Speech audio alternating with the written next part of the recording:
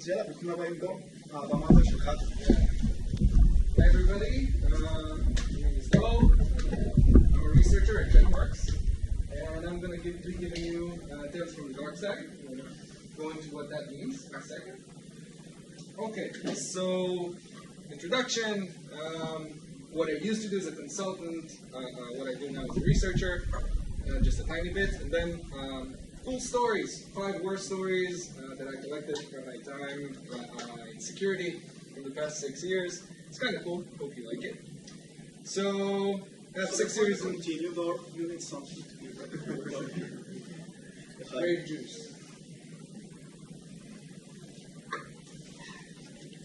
Thank you. Okay, so I have 6 years of experience in security. Used to be an ethical hacker for 5 years as a consultant. 2.5 years in Cisco Advanced Services, which gave me access to some fantastic, amazing customers to smash into the ground. It was really, really, really funny. And currently I'm doing application security research at Checkmarks, which is really awesome. Because most of the time in the past 6 years I've been having fun at somebody else's expense, but that's awesome. So I'm going to tell some cool, fun stories, maybe give you guys some nice ideas, cool ideas for whatever projects or engagements or even startups or whatever, but mostly I hope that I'm going to entertain you a bit.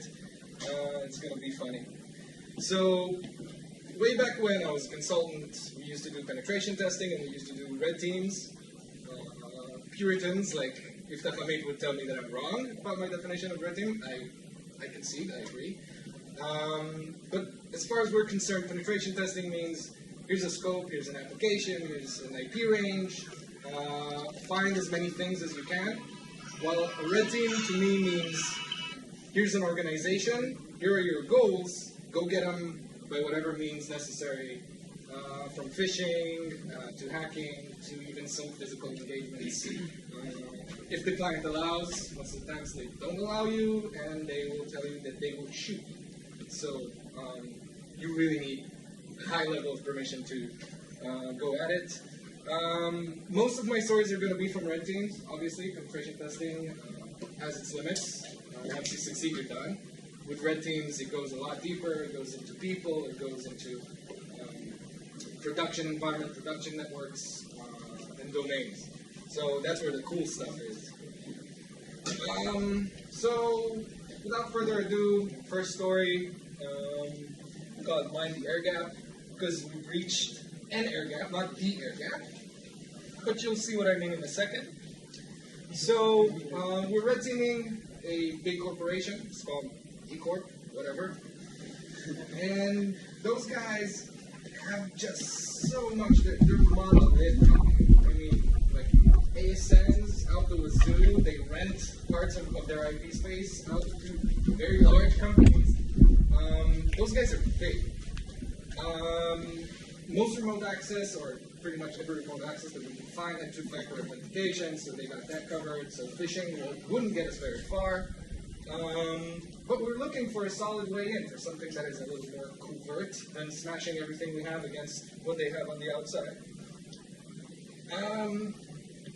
What we found that was somewhat interesting and you know, gave us this sort of rush to begin with was some pre-sale labs where they had you know, E6 racks with Windows systems, and inside there were routers and devices and a lot of interesting things, but it's all blank. There's nothing there. There's really not much to work with. But you can get in just like that, and I'm sure it wasn't monitored. It was just some sort of blank environment for them to test whatever they're going to integrate or sell what they're going to sell technologically. But it's a demo environment, so there's nothing there to do, which is, I guess, why they didn't give a shit if it was secure. So all the passwords are default or weak, so you got like Cisco, admin, company name, whatever. Everything is within the first 100 results of any brute force they create, nothing too serious. So how can we still use this sort of empty lab, this bullshit lab that has nothing in it? So we opened the little E6 visor. By the way, this is the one real screenshot in the entire presentation. Everything else is fabricated. It suits the truth, but it isn't exactly the truth. It's all obviously confidential information. This is the one image I didn't recreate. I did wet everything out. And as you can see, but you probably can't see if you're sitting far away, the last computer is called Windows 7 Workstation Wireless Host. So a wireless host is something that you log into, and it has wireless access. And suddenly, bam, we see the company Wi-Fi, and we see the guest Wi-Fi.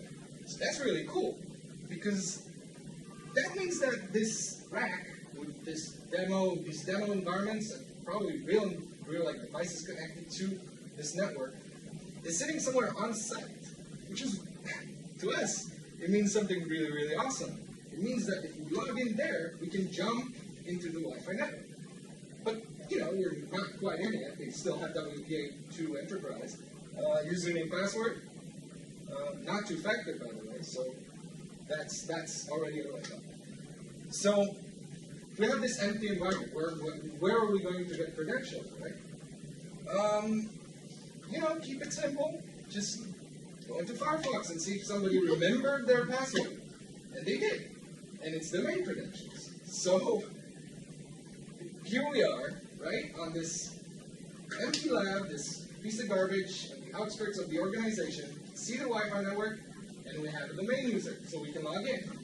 And just like that, we jumped an air gap, and we're inside this network. And since it's SSL, we can start logging into stuff.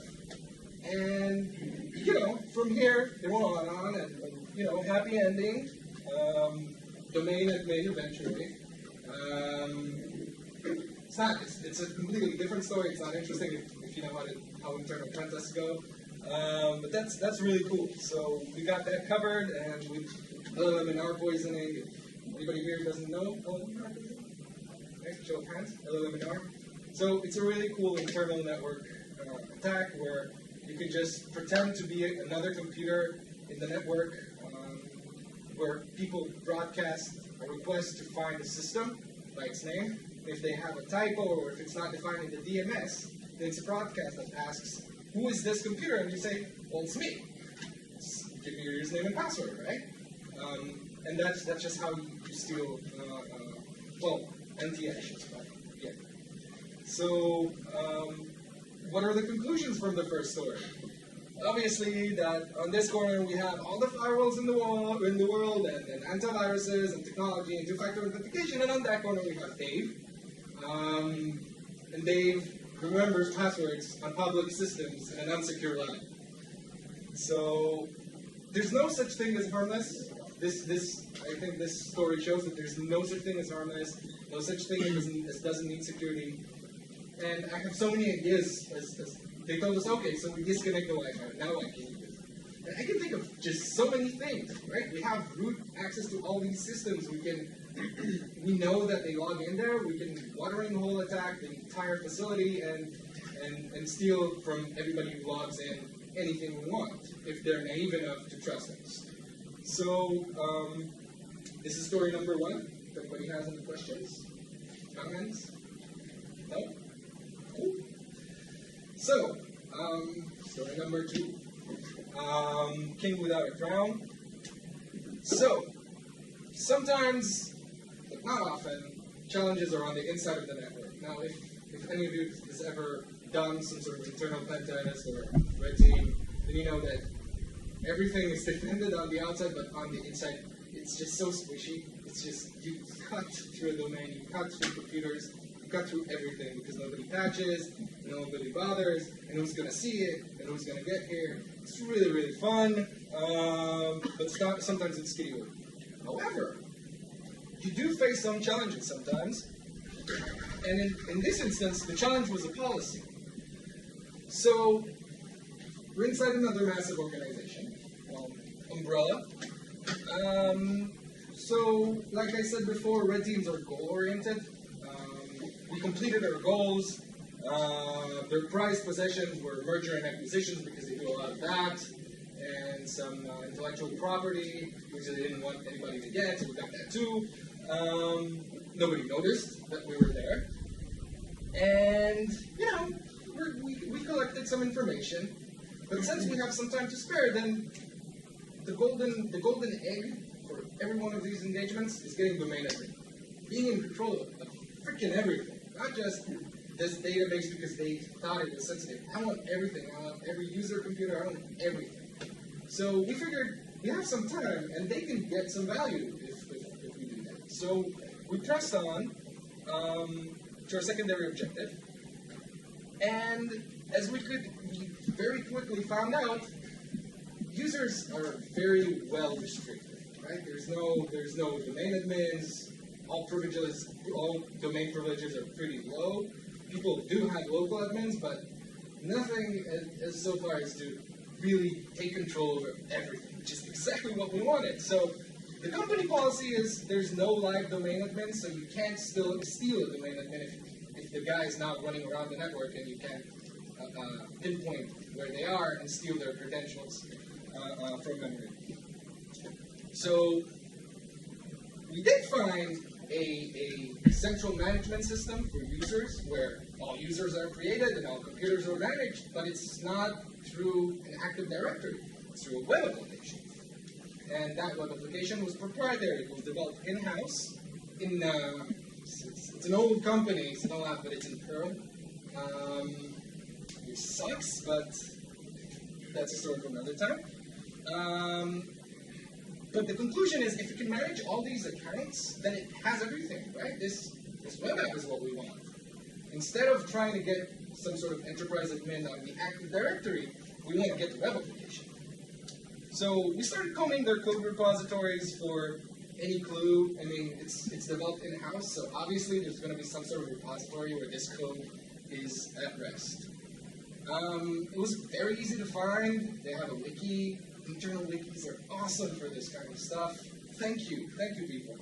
And they have config files, and those config files have credentials, because eventually there is an Active Directory that manages the users, but it's wrapped in a web application that is managed by a person, and who doesn't have any sort of master account.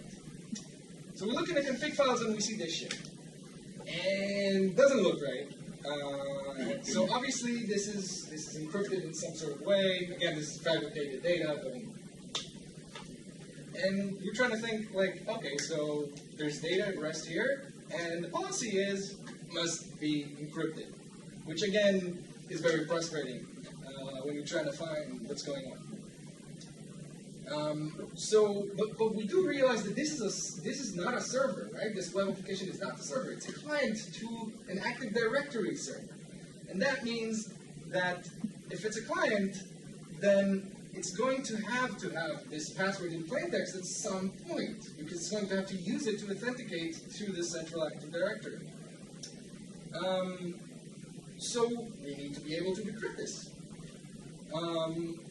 We comb the code, we find where the file is being read in this massive, just the most massive Perl program you've ever seen, which is, yeah, I know it's a misnomer, but yeah.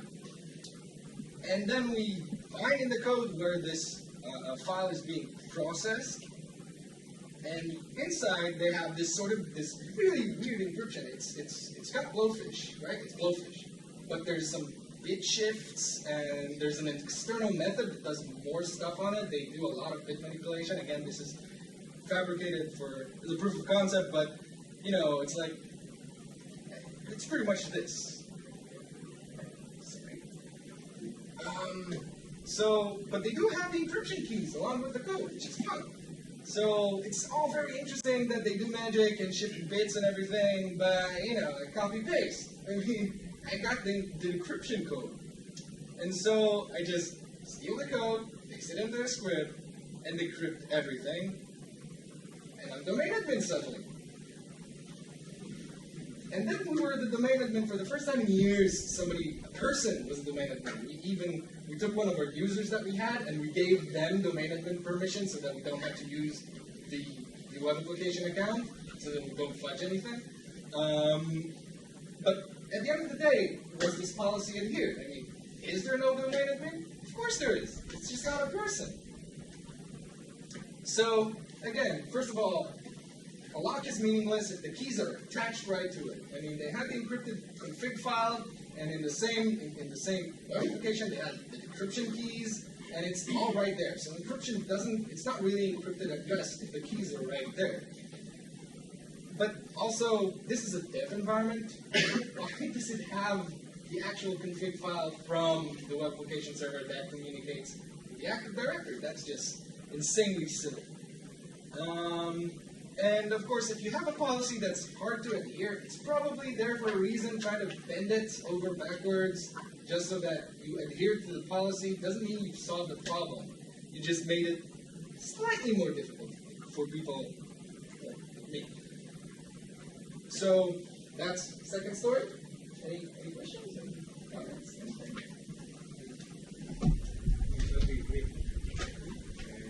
ברגע שהצלחתם בעצם להעביר את ההרשאות, ליצור יוזרים, הרשאות גבוהות של פעם ראשונה שזה קרה, עשה איזושהי חזרה, איזשהו תהליך של... אפילו היה זה כשאיזשהו מסוג פתאום?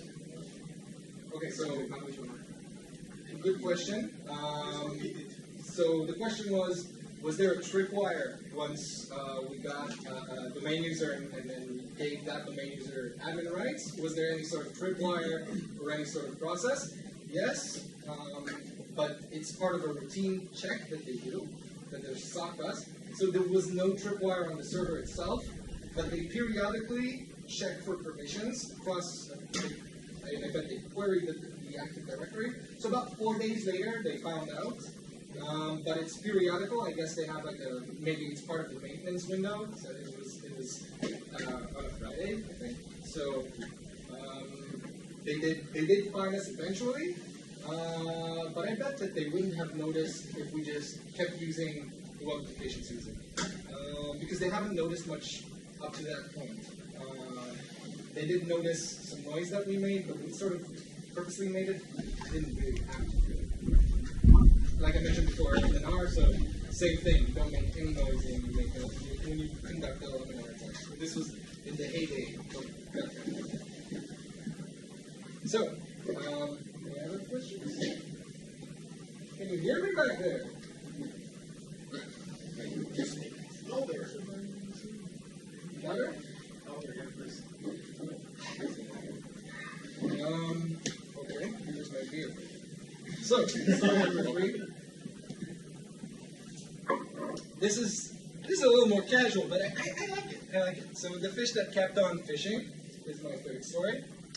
So if you work in a corporation, you must have seen like some sort of a phishing campaign orchestrated by HR usually, and not IT, by guys like FishMe and Fish and Fredson, and those guys are great. I mean, I really appreciate people who raise awareness among the Gen Pop, the common people, the non-technicals. But it raises awareness to the risks of phishing, what happens when somebody steals your bank account or whatever, but it doesn't really concern risk. And what I mean by risk is, what's the access the average user has? What happens when somebody steals a domain account? What's the worst that can happen? Really, not in theory and not in hand gestures. So this is the sort of thing you can't hire these guys to do because they don't do any sort of, there's no sequel, right? They don't continue with hacking after they gain these accounts. They just send you an email that says, you've been a bad boy. But it lacks some sort of value. So what we used to do is conduct real phishing activities, and then we would follow through on that phishing and see what happens for real. So we built a system that keeps track of users, where we send an email, and that email has like a hidden token, and when you click the link, we can see the token, so we can track whoever we attacked, but then we'd steal their credentials anyway and keep on going and see where that leads us. So this is sort of like a demo of what we did, where we can see like Debbie click the link on our iPhone, and then we're not interested in your iPhone, Debbie. So we popped up a message that says this site it's like a VPN. We fake the VPN. Get to that later, to the whole phishing story. And we told her, like, you need to connect from your dashboard. And so what's the best thing to fish for? What's the best application you can think of, web application you can think of for phishing? Right? Where everybody puts in their domain credentials, and it's got juicy information in there. It's close. Close to SharePoint. Outlook. Come on. OA, man. So OA is awesome, and all we had to do was get a domain with a name similar to the client's name, and copy this page. And if you really want to make phishing convincing, you should make sure that this login page not only saves user credentials like their username and password, it also forwards them to the real website so that they are actually logged in with their username and password, and then they didn't know what hit them, but because they're logged in, right? Everything works. They can send me an A-OK, which brings us to what I actually sent them, the contents of the email, which reads, okay, IT guy at Hack Me Mail.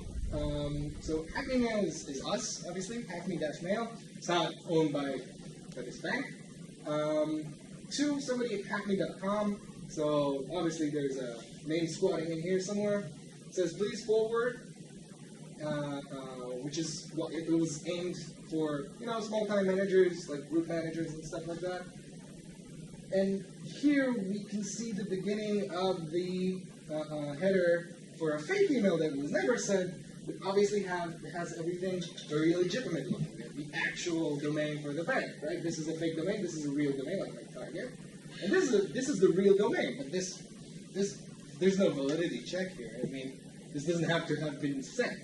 So, testing anew, I will log in to all employees. As many of you know, we were recently the targets of a large-scale phishing attack. Because irony is awesome. So, we are transitioning to a new and secure environment. Here is the login, hackmemail.com, which is, again, us. Obviously, HTTPS, that's important. Can't fake that. And then we met, I did a bunch of these in the course of the past 6 years. But I think my favorite person there was Debbie, which we mentioned before. Debbie's the best because we sent out 41 phishing emails. The client chose them for us, by the way. Sometimes the clients insist that we fish for specific people, which is fine, I guess. So we sent out 41 emails. How many people did we catch? 42. 101. So it was closer to 200. Yeah, we're way ahead. 117 people. Because Debbie listened to us. She forwarded. Everybody used Debbie's. I think we caught around. I think I have the numbers here. But yeah, that's 300%. So right, that's the number. 98 different users using Debbie's token, because like I said, we gave out a token so that we could track the users that we targeted. 98 of them were Debbie's. And I love Debbie. She's awesome. She makes such a good story because she's a real person. So it's really bad. It's really, really bad because she listened to us. She forwarded the email. Everybody clicked it. The moment she forwarded it, then obviously it gained credence, right? It came from an official company email. It was no longer a phishing email. So she laundered that email for us, which was awesome. But it was even worse than that, because it ended up in her spam box. And she pulled it out of there. And I think, because we did test it against generic spam filters, right? And phishing filters, which you can do online very easily. But people add their own rules to the email inbox. And apparently, I guess they were looking for emails with the same name of the bank or something like that. That's the only rule I can come up with that makes sense to me in this context. And block that and send it immediately to the spam folder, and she got it out of there.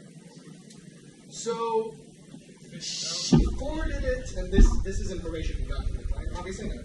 What's that? she forwarded it to 300 plus people. That's awesome. So, we didn't really take it too far because they were really pissed at us for succeeding. I mean, this is something that happens a lot in red teams, by the way. If you're too successful, the client gets pissed off. Notice. Sorry. Let me turn this off. If you're too successful, the client gets pissed off because, they have a lot of explaining to do. So we did get a really broad coverage, and we logged into some of these emails. We just took screenshots. We weren't supposed to prod around too much, but they asked us to stop, and we managed to log into the VPN with some users and check that too. But again, we had to pull the plug on this one. But from what they told us, a lot of these emails, because they're company emails, they get to read through them. Their IT security gets to read through them, and from what we understood, what we were told, there were a ton of passwords in there, and a lot of network diagrams that would have been invalid. So, Debbie, right? Fuck that chick. So, she's a security liability, right, to an enterprise. But is she really? I mean, the more I think about it, the sad truth is that she messed up, she was unaware. The whole spam filter thing was extremely stupid. But I guess that for each and every one of us, there's the correct set of words that would be told to us that would make us click on it. So she might have been a very low-hanging fruit, but that doesn't mean that any one of us can be freaking stupid. So NBD, never be Debbie. But, don't be condescending, fool. I mean, each and every one of us can end up on the wrong side of such a phishing campaign. Also get two-factor authentication, obviously. This sort of thing can implement with two-factor authentication, which is nice. For shits. Okay. So, full story. We're in Dr. Binary. Not jealous of you guys. This code stuff. So, big financial institute. It's called Golden Calf. They don't have much online. They have their business applications. There's a bunch of stuff that they own. Not that many though. A lot of stuff was scoped out, actually, so it's like a really lame red team. They're like, this is interesting. They're like, you can't touch this. Federal regulations says you can't touch that. So a lot of stuff that looked interesting in a very early combing of information that we had and got about them were left out. So they have some canned marketing applications, which is shit. It's just web pages. There's no dynamic content, nothing to attack. Customer services outsourced to wherever. Employee-only applications that are still in scope, that look old and shit. Which, it sounds bad, but it's actually really, really good for you when you're an attacker to see something old and shitty. So, wait.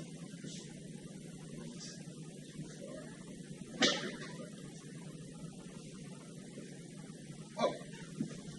So, new target. Shitty web application. Slides don't mention it. Adobe's Code Fusion. Shit. Awesomely so. You get application admin, 10 minutes, 5 minutes. And code running on the server is a little tricky. There's a timing exploit for running code on Code Fusion on version 5, I think. It's really cool, but it's not what we're here for. So there is this application has a database connection, and what we can see, it's an SQL, and it looks interesting, this SQL server. So what do we know about this SQL server? It's MS SQL. Who's familiar with MS SQL? Everybody should be familiar with MS SQL. Come on, it's Microsoft. Come on. So it's running as SA, which is root user. SA. It has very strict firewall rules. How do I know? Because by sending in queries, you can try to connect outside, outwards, nothing, right? I'm stuck. So I can't pull anything. I can't pull any malware. I can't pull any sort of remote control back in. And obviously that means that even if I couldn't connect back outside. I got nothing. So I have to push. I have to get stuff into the network so that I can start working through this sort of SQL server. I'm not sure many of you are aware, but MS SQL has this handy query called XP command shell, which just lets you execute operating system commands. So it actually exists in newer versions. You just need to enable it. You can do that through a query. So through this application, you just send a query to enable this, and then you use it. Okay. Challenge number 1, operating system commands. Like I said, XP command shell to execute all its commands. It's nice. It lets me peek outside. It lets me try to see what I can see, but I'm very limited to command prompt. I still need to get something in there. So challenge number 2, writing to disk. I want to start writing some tools, right? I need to get things that can open sockets on this system through this command shell. So how do I write to the disk? Echo. Because you can do that through XP command shell. Obviously, it's classic. So, binary. How do you push binary through command shell? The short answer is you can't. You can't push it through a query. You can't push it through HTTP most of the time because it has a lot of special characters. It's garbage. It's not readable. So I have to normalize it somehow with base 64, which is fun. So we can get binaries onto the server. We take the binary, whatever it is, base 64 encode it, sorry. Create a segment and put a back segment into echo, and every echo command gets wrapped up in a SQL query. So it's a small automation that just takes a binary, wraps it up in base 64, echoes it with one line at a time through XP command shell into a file. So great job, I got a junk file full of base 64 on the server. How do I get this shit to execute? So how do we convert it back to binary without any tools? Right? This was before PowerShell was a big thing, so you'll have to excuse me. It's going to be a little primitive, but it worked. So what is naturally either base 64 or binary? I couldn't guess it. I'm asking you guys maybe some of these stories. Taking a little research. So certificates. Certificates are stored either as binary files, depending on the format, or as base 64. It's also true, but we use certificates. So it would be fun if there was some sort of utility maybe on Windows, like maybe certutil.exe decode evil b64 to evil exe, works like a freaking charm, gets you anything decoded onto the hard drive, and you can really get started working on the inside. So, score, we pushed through this tiny little hole. We were able to push any binary that we want, unlimited size really, and get it executed on the system that is completely cut off from the rest of the world, jumping into their network. And the most fun thing about this was that this MS SQL server, right, was sitting on the same system as their Oracle server, which had all of their business transactions. This is a bank, by the way. So all we had to do was find a way to scrape that Oracle file and get it back outside. So double whammy, we won. They were panicking as fuck, and they're like, "Stop everything before we have to report this to the FBI," and then everybody's in trouble.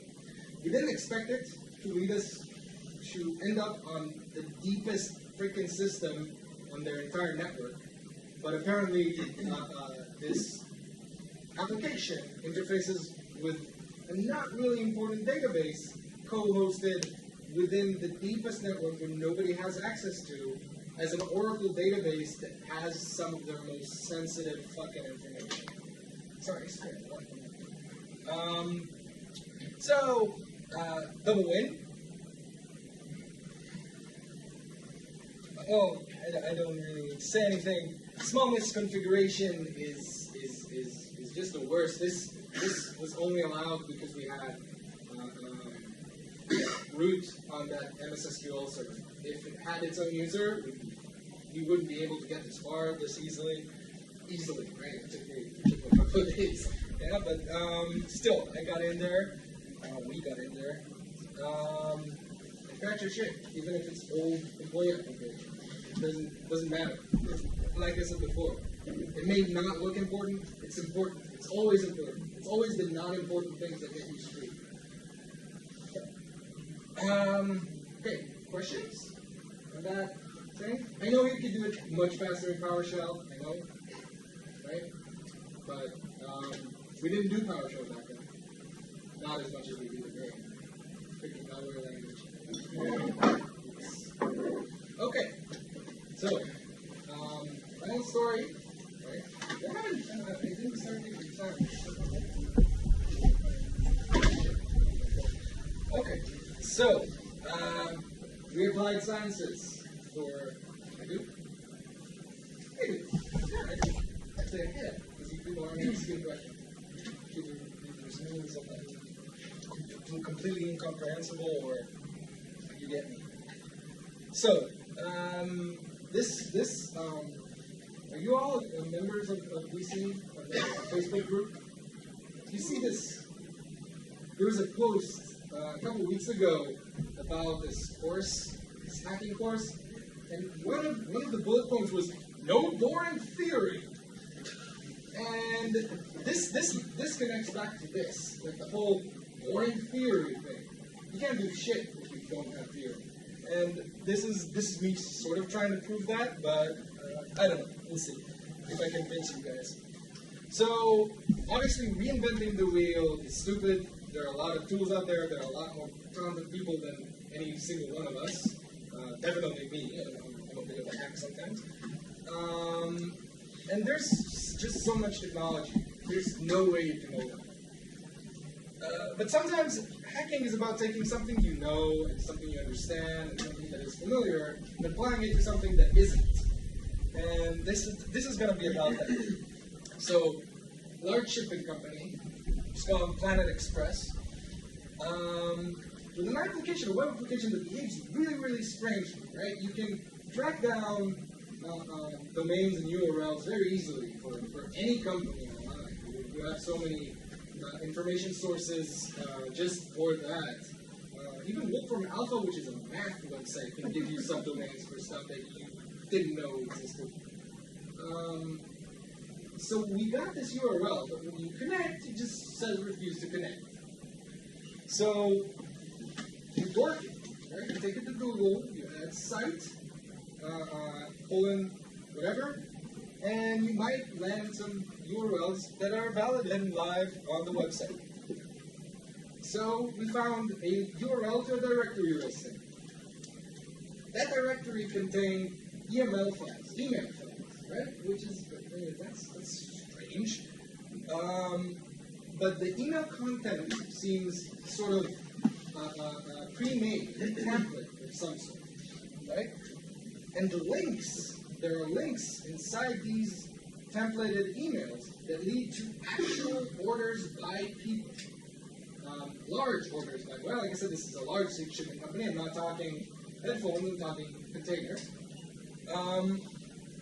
And you can see these container listings with actual personal names and information for these customers, and you can even manipulate these. Like, there's a status of delivery, like was it accepted, was it rejected, whatever. Clients can confirm or apply shipping. It's actually very valuable.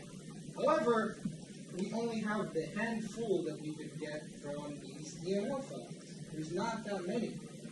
And maybe we want everything, right? I mean, this is a pretty significant information disclosure, but it's meaningless if you can't get all of it. Well, it's not. Somebody should do. But we want something bigger, right? We want something scary. So we start, testing this web application. So first of all, the conclusion that we made was that this is a fully functioning application on the inside of the organization. I still believe that somebody decided that if you come from the internal interface, you can see a website, and if you don't, if you're from the outside, you get a rejection, except for these specific generated pages, which are intended for the client. You send a link to the client, they browse to the website, they can see their order. So, we only have one parameter here, right? We have order ID, and that's pretty much it for this specific order. So we fuzz it, and SQL error, duh. I mean, come on. There's one parameter, it's one little tiny attack surface, and it has a SQL error in it. But what the shit is a SQL error? A term expected beginning with the following identifier constant aggregate, whatever the hell this is, these placements are. I recognize these words in the end, but what are the rest of these? This is not your granddad's SQL error, right? This is not MySQL. This is not something familiar. So take the error and you Google the error, and you get inter-systems cache SQL. What the fuck? I mean, what is this system? By the way, in hindsight, this system is very common in medical equipment. I don't know why a shipping company, a large shipping company, uses this, but apparently that's what they do. So I don't know what inter-systems are. I know what a cache is, but what do they mean? And SQL, I know that. So it's SQL, right? How's that syntax? Select from where I mean, it's not that complicated, but there are some differentiators between database types. So we can probably get something more interesting than just an SQL error. So the problem is that the internet is completely clueless. I mean, it's very rare. You don't see much of it. There's documentation online, but you don't see a lot of it. Forum or whatever. Obviously, there's no tools, no exploits. Not at the time, maybe nowadays. I don't know. It's been about 4 years, I think. But I'm going to read about it and I'm going to hack it because this is just an SQL injection, not a known one, but an SQL injection. So you've got your flavors of SQL injection. You've got your union-based, which unites columns and merges tables, and then you can get more information more quickly that way. And you've got error-based, which is more reliable because we already know that we have an SQL error on this website. And then we have Boolean-based, which is just the simplest. It's just so simple. It's a classic example of not knowing what the hell I'm doing, so I'm going to use Boolean because I don't know what's going on. I don't have access to this environment from what I understood at the time. To get this installed, I'm going to have to pay, which I'm not going to do. So Boolean-based is the best approach as far as I'm concerned. So true statement gives me this one order that I had the information for, and a false statement gives me an order not found, which is awesome. This gives me a very pure Boolean condition, a true-false condition. So I denoted it, but it doesn't matter. It's with and 1 equals 1 is true, and 1 equals 0 is false because the order ID doesn't exist. So, yeah. Okay. So I need to establish some injection variables for what I'm going to use. Select, and then I'm going to need column names. Where do I get these column names? From the database.table, where some sort of Boolean, which I don't care for, this we can get to later. So how do we find this this information, this right condition to get data? So SQL usually has a table of tables, right? There's a master table, there's a schema, schemata, whatever. It's all there somewhere, and it really depends on the technology you're attacking. SQL map, which is a fine instrument, can fingerprint pretty much everything so long as it knows how to look for metadata. Problem is, SQL Map probably haven't heard of this SQL database, and if they have, they just don't care, which I don't blame them for. So, research. We'll go to the documentation. We can get the database names from the SQL schema name is the column name, from %dictionary compiled class is database list or whatever. And then we can start, Boolean that shit. I mean, like percent until you get a table. And iterate letter by letter until you have all the table names, right? Does it start with a 1? Does it start with an A? Does it start with a B? Right. Moving on. And then that allows you to enumerate these fairly quickly. If you have no idea what you're doing, it sounds like a lot of work, like at least like 1,000 requests to get one piece of information. But if you don't know what you're doing and you're not going to write the next SQL map, that's not that much. I didn't, by the way, I didn't script it. I used Verb. It's freaking awesome. Okay, so we did hit a roadblock. Documentation doesn't say how to get column names. And that it's not in dictionary compiled class, and it's not clear from documentation. So how do you get these column names? Well, you go ask an expert on Stack Overflow. The person is still up there. I checked a year ago, still up there. And some dude that apparently looks for the tags for InterSystems Cast SQL, or has them on alert or something. Answers my question within like 8 hours, like 6 hours, like overnight at some point, which is awesome. So this is an aside. If you read a question on Stack Overflow that looks like somebody's trying to hack something, it might be somebody trying to hack something, and not somebody having a technical difficulty. Like, how do I bypass this? How do I run this without the correct authority? Okay, so we get all the metadata, right? We can get all the tables, all the columns, all the database names. And now we just need a condition, and we keep it simple. You get the parameter name, you get the column name, and then you iterate over this injection until you have some information. At this point, I think it was, this is the final injection form. Exists. Exists is fantastic, by the way, for Booleans, for Boolean injections. If you ever went full manual on a SQL database, just and exists is awesome. You get the schema name, the database, and you can get pretty much everything.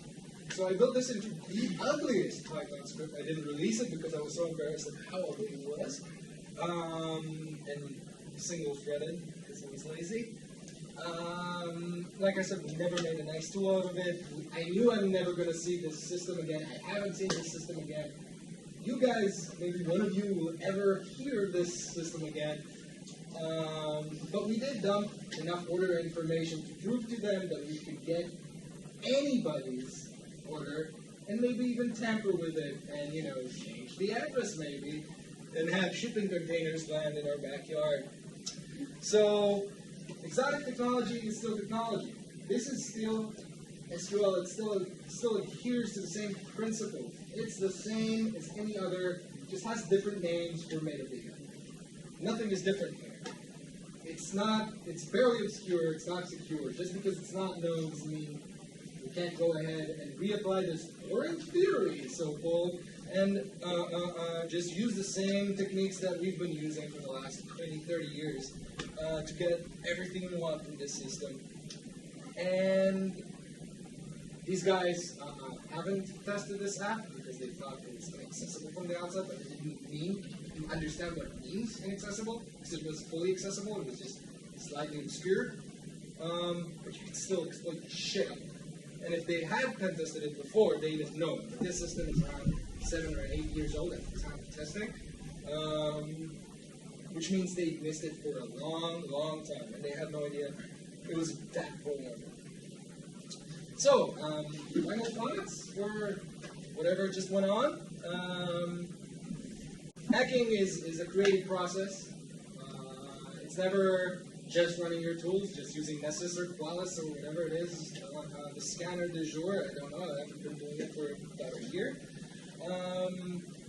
Never underestimate anyone. There's no such thing as obscure. I'm not that smart, and I got some pretty good catches out of this.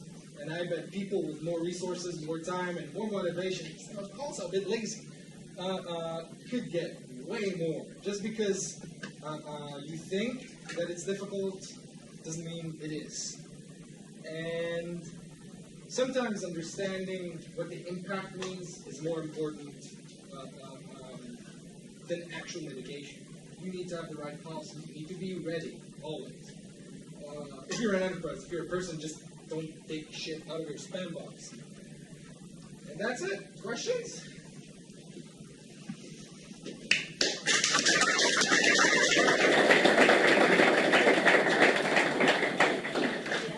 So thank you, Dor. We usually have a break between talks. Not this time. We're just going to take a couple of minutes. We're going to try to put the second television in that side, so the guys over there can also watch the presentation. So give me a couple of minutes and we will sort this out.